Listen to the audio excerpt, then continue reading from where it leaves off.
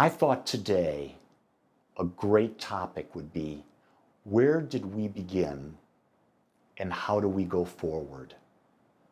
I thought I'd take us back to the beginning because I know there's a lot of you that have just started following Agape, and there's a lot of you that have been following Agape, and I thought, well, wait a second, why don't we go back to the beginning? Why don't we start fresh so that we build a deeper foundation so that we can live life more on our own terms and not be victims?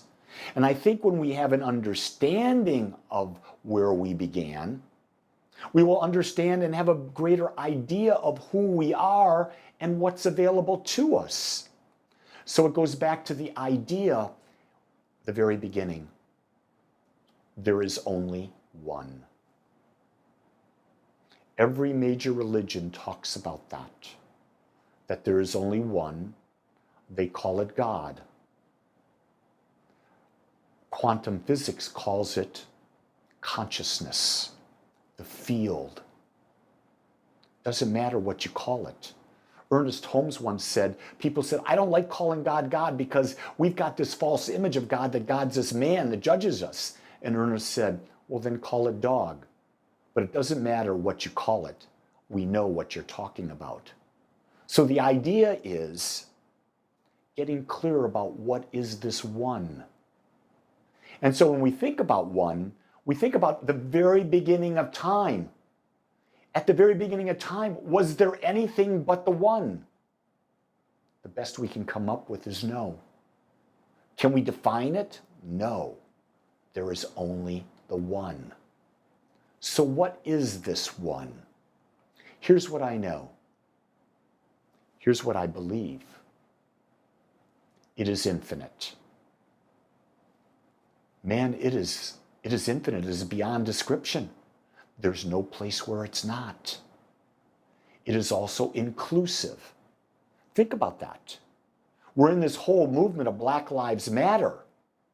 If we understood oneness, we would be inclusive of everything because everything would be an expression of the one. Everything would be an expression of the God, of God. Because God includes everything. There's no good or bad in God. There's just everything in it. Because to be infinite must mean that everything is a part of it, and it includes everything. Here's another aspect of what is this one. It is everywhere. There can't be a place where it's not. There can't be a place where it's not, because if there is a place where it's not, then there's something other than it. If there's something other than it, then it's not infinite. And then it's not inclusive. Do you see how all of these conditions feed on each other? If it's everywhere, if it's inclusive, if it's infinite, then it must be all-knowing. There must be only one mind. That mind is God's mind. That mind is perfect. That mind is my mind and your mind right now. So all wisdom is what? Everywhere. All wisdom is inclusive. All wisdom is what? Infinite. You see how these qualities of the divine that we're talking about build on each other, and they have to all be present in order for the oneness to be.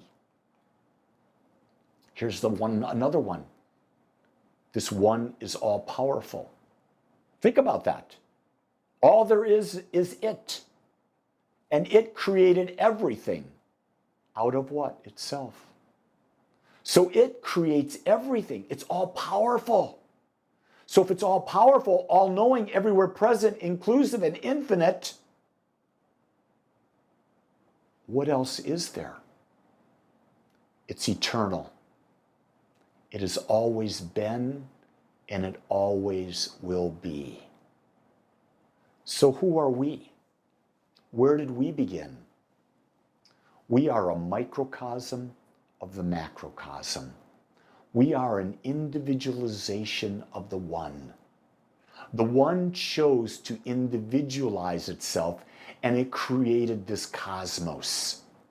And as it created this cosmos, it created you and me and everyone else. And it created us out of what? Itself. We are made out of God's stuff. And we are whole and perfect just as we are. And yet we're individual. And our job, believe it or not, is to be authentic, to be the uniqueness that we are, because why would this one create any two of the same thing? It wouldn't. That would be a waste. Only humans create duplicates. And even then, they don't realize there's no two things that are exactly the same. No two blades of grass, no two grains of sand, no two fingerprints, no two people. There's nothing that's the same. There's always differences. Always. So we're created out of it. Here's how I think the best description I've got of that is. You and I are individualized waves on the ocean. And with our ego, all we see is the wave aspect of who we are. So we're there, we're this wave. Sometimes we're small waves, sometimes we're bigger waves. Then there's collective waves that are bigger yet, and all of that. But yet when we get beneath the level of the ocean, the surface level of the ocean, what happens? We're all part of the one. And when we're in the one, there's perfect peace, isn't it? Because once you get down below the level of the ocean, what is it? It's peaceful. There's not that individualization. And that's where we understand that I am connected to you in the oneness. You're connected to me in the oneness. We're connected to each other in the oneness. And then we have these waves that go along, and we have relationships based on these waves. And we want to find waves that are harmonious, going in the same direction as we are to have a relationship. But if we have waves that are going against each other, man, that relationship is turbulent. And maybe we're not meant to be in that relationship. We're meant to find the pack of waves that are in alignment with what we are. So think about this. Creation, as we know it, could not have occurred unless this one, this God, knew itself. It had to be what? Self-conscious. It had to know itself. It had to know who it was and know that it was eternal, that it was everywhere present, know that it was all-powerful, that it could create out of itself, because everything was created out of itself while it, God, eternal wisdom, consciousness, remained one with everything. Let me repeat that for you. Everything created out of itself while it remained one with everything. It created it all. And it remained one with its creation. So it never left. There's a connection with that creation. So anytime you're feeling alone, it's because you've forgotten that there's part of you that never leaves the connection with God. That's the grace. The grace is that aspect of you that never leaves the connection with oneness. Being self-conscious, it, God, could only create through what? Its word. Now, I don't know that God spoke, but God set an intention. However that was, in consciousness, let there be light, let there be planets, let there be animals, let there be humans, let there be this, let there be that. It didn't do it that way, but it spoke itself, however that was, probably through some most magnificent, loving, grandiose thought that you and I cannot even imagine because we're microcosms of the macrocosm. So being self-conscious, knowing itself, it could create only through an action upon itself. And we call that the Word. It created us out of itself, and therefore we're one with it. As such, here's key. We never have to go anywhere to find it. We don't have to travel to the Himalayas to find God. We don't have to go to a church building to find God. We don't have to go to a minister, a priest, a rabbi, a shaman, a bishop, a pope, a guru. We don't have to go there to find God. Why? Because God is everywhere present and in everything. To find God is to simply open up our awareness and see it. in all aspects. Right now, I see God in the camera that is filming me, because this camera was created by God. And as such, it is transmitting God's message into the universe. Did you notice I said God's message? Because God speaks through Lee. God speaks through you. So everything that's happening right now is God interacting with itself, but we forget that because our ego comes into play and thinks we are individuals. Ernest Holmes said this: if there is but one mind, then it follows that our words, our thoughts, our feelings are the activity of that one mind in our consciousness. Did you get that? That our thoughts, words, and actions are the activity of the infinite mind, of the God mind, that are happening through our microcosm of consciousness. So every time we think, we are thinking into the one mind.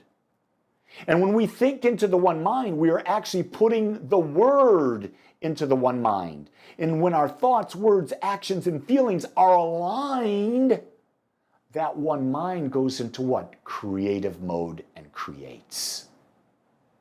I believe yesterday, I said in my thought for the day that I send out, I said this, or something like this. I said, every word we speak, every action, every thought, every feeling goes into the collective mind that is, let's say, North Texas, that goes into the collective mind that is Texas, that goes into the collective mind that is United States, that goes into the collective mind that is North America, that goes into the collective mind that is the earth. And we're feeding a higher level of consciousness with our individual microcosm, and we have an impact on what everything experiences. We have the major impact on what we experience, but what we experience also impacts everything else. Because why? Because there's only one. And when we change, we impact the whole. It's like when a butterfly moves its wings, the subtle change in the direction of the air because of its wings has an impact on everything in the world. You are that butterfly. Everything you think, speak, act, and feel upon impacts this world. I want to leave you and ask this question. Is what you're thinking, speaking, acting, and feeling, is it about love? Is it inclusive? Is it about experiencing a greater sense of oneness right here, right now? And know that if you are not in that state, you can change in this very moment. Because the power that exists within you is that the past no longer exists unless you bring it forward. So today, realize no matter where you are, no matter what's happening in your life, you can change the trajectory of your life by your next thought. And the next thought you build on it, followed by the actions and the feelings that go with it. You are the power. There is only one mind, and it's only can follow that your thoughts, words, actions, and feelings are the activity of that one mind through our individual consciousness. Check it out, try it, test it, prove it for yourself, and see the difference you make in the world. I want to thank you for joining us today. I'm so grateful that you took your time to watch or listen to this message. If you found this message beneficial, I would ask that you go to our website, agapecsl.com. Once there, click on the donate button and experience the joy of conscious and purposeful giving. Or if you would like, text your gift by simply dialing 972-532-6700. 6976. It is through your gifts that we are able to bring this message to you in the world. I would ask that if you like this message, to please subscribe to my YouTube channel under my name, Lee Wolak. Again, I want to thank you for joining me in the Agape community as we learn how to better self-love through conscious living.